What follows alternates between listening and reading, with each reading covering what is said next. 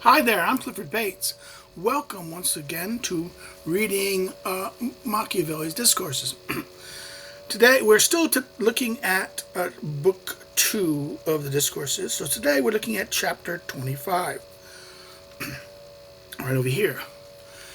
Chapter 25 is to assault a disunited city so as to seize it by means of its disunion is a contradictory policy. So he says, seizing a city by means of its disunion, factions, is a contradictory policy. Now he goes, there was so much disunion between the plebs and nobilities in the Republic that the Veientines, together with the Etruscans, thought that by means of such disunion they would extinguish the Roman name.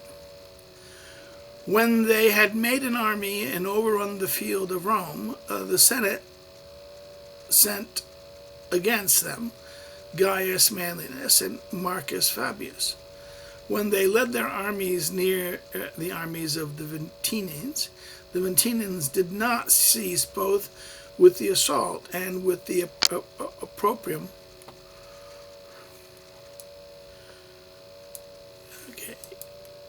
That is, harsh criticisms or censure, to offend and reproach the Roman name. So great was their territory and insolence that the Romans, from being disunited, became united, and coming to fight, broke them in one. Again, this is Livy 2:44 to 73, where some editions have Ganius Manlius, not Gallius.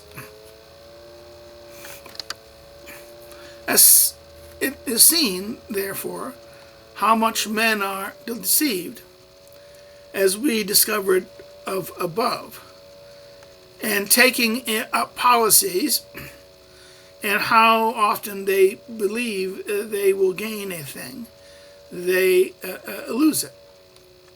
In other words, we've taken before, we've discussed above, and this is in Discourses 22, right? Book 2, 22.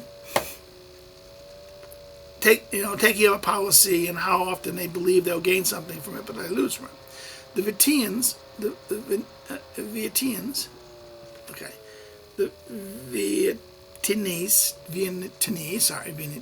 this is a Latin people, right? Believing that by assaulting a decided Rome, they would conquer them. And this assault was the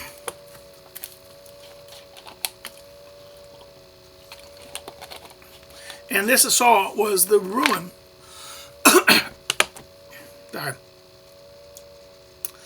This assault was the cause of the union of the latter and of their own ruin. So therefore, in other words, they were disunionized, but when you attack them, they strengthened. And that strength caused them to destroy the Veientines. The Veientines, right? For the cause of the disunion of republics is usually idleness and peace. The cause of union is fear and war. In other words, union of these people. In other words, in times of peace, in times of idleness, they're going to fight. They're going to find reasons to fight. And what happens? He's saying that in war, however, those fear and war leads people to unite. Therefore, if the Veientines had been wise, the more they saw Rome disunited, the more they would have kept war distant from them, sought to crush them with the arts of peace. In other words, it's the how you destroy a people and disunite them is through the arts of peace.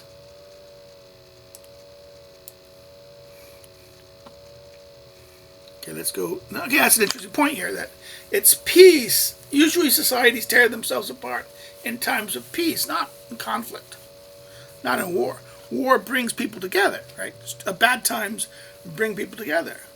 And however, it's when there's too much luxury, too much time, people then find too much too much idleness, then people find, that's the famous Luther quote, right? Idle hands of the devil's workshop.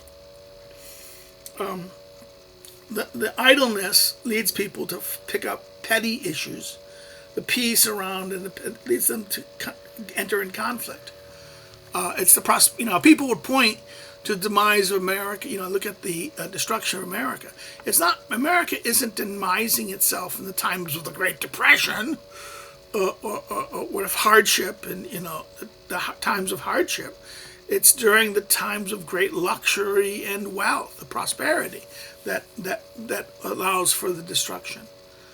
And he says if the enemy, the enemies would not push to go destroy a country like this. You want through division. What you do is you don't attack. You encourage the division. You don't engage in direct attack. You, in other words, you keep from afar. Don't want war. You don't want crisis to have them, and crush them by the arts of peace. He says the arts of peace. The mode is to seek to become trusted by the city that is disunited, and to manage oneself between the parties as an arbiter until they come to arms. When they come to arms, it is to give favor slowly to the weaker party, both to keep them at war longer and make them consume themselves, so that from that very large force will not make them all fear that you will crush them and become their prince. Again, this is the thing. Through peace, you become a negotiator. In other words, okay, you're going to help you, we're going to help you, we're going to be a negotiator. And then through peace, this is how the arts of peace allow you to manipulate a disunited people. And you defend when they come to fighting each other. You pick the lesser one. In other words, when it comes to arm, give favor to the weaker party, right? When this business is well governed, it will always turn out at the end that you will, in the end, that you set for yourself. In other words, you get control of things.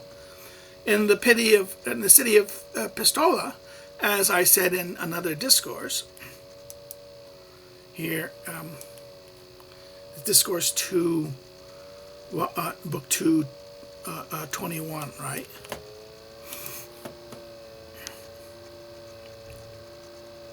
And for another purpose, did not come under the Republic of Florence by any art other than this. In other words, they conquered it by dividing the city, keeping the city divided by factions. No other art. Since it was divided, with the Florentines favoring now one party and now the other, they led it without disapproval from either the one or the other, to the limit where, tired of its tumultuous way of life, it became spontaneous to throw itself in the arms, upper limbs, not weapons, right? Upper limbs of Florence. The city of Siena has never changed its state through the favor of the Florentines, except when the favors have been weak and few. For when they have been very large and vigorous, they have made that city united in defense of the ruling state. In other words, if they try to do, the example here is the opposite of the Siena. In other words, the other city, Pisa, they accepted the role of the Venetians too. Sorry, not Venetians. The Florentines, right? Again, this is, you check the Florentine history here in that sense. That they, through helping one side and the other, and eventually they came under their rule. And that's with the city of Siena never changed state in that through the favors of Florentines, except when the favors has been weak and few. When they have been large, they united. They didn't do. In other words, they didn't trust them. Okay, when the influence was weak and things like this, then things changed. In other words, I wish to add one other example to those written above.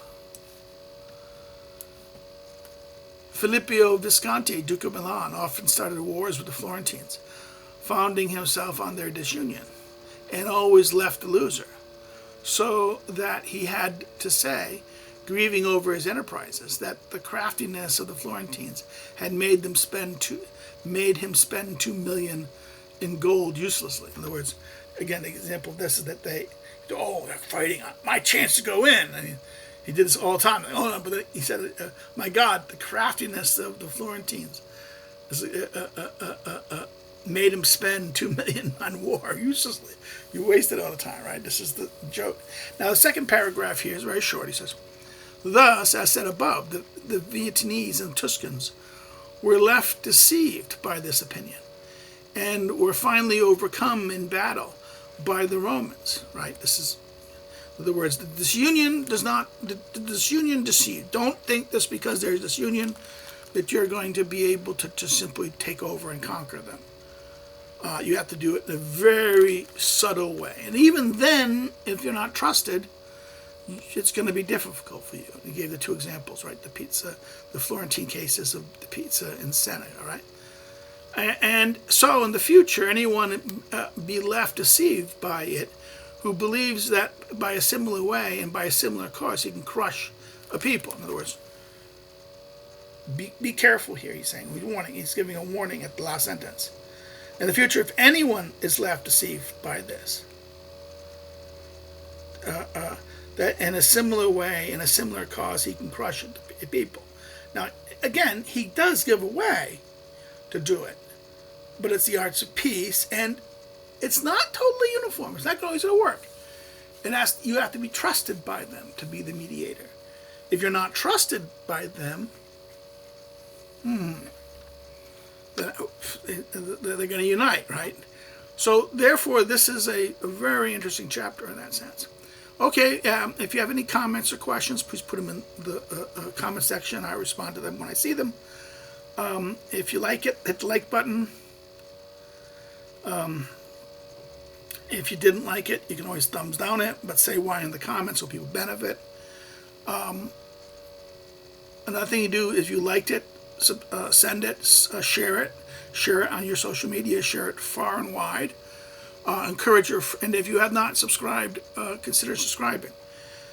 Also encourage your friends to come check the channel out, maybe subscribe, check out the different playlists we had and different books we looked at over the years. Second thing you can do is you can, those are things. If you do any of those things, you comment, like, subscribe, or share, you increase the algorithm, and it helps this not only the channel get more visibility, but these videos get more visibility. In other words, what else? If you want to follow me on social media links below. If you want to follow me an academic, to know more about me as an academic and a scholar, check out my scholarship and stuff like that. You can check the academic social media links that are below the social media links. And if you want to help financially in that sense, you can do so through Subscribestar or Patreon. Another thing you can do is you can, what else? Oh yeah, buy one of my books. So there's a list below. The books are listed below, and you can find them at my current available books that are listed there. You can find them at Amazon, and of course your local bookstore if there is one that have a copy. But you can order them through an online distributor like Amazon, Barnes & Noble, Libris, Book Depository, or directly through the publisher. Well, that's it. I hope you have a good day. We'll check out chapter 26 next. Take care. Bye-bye.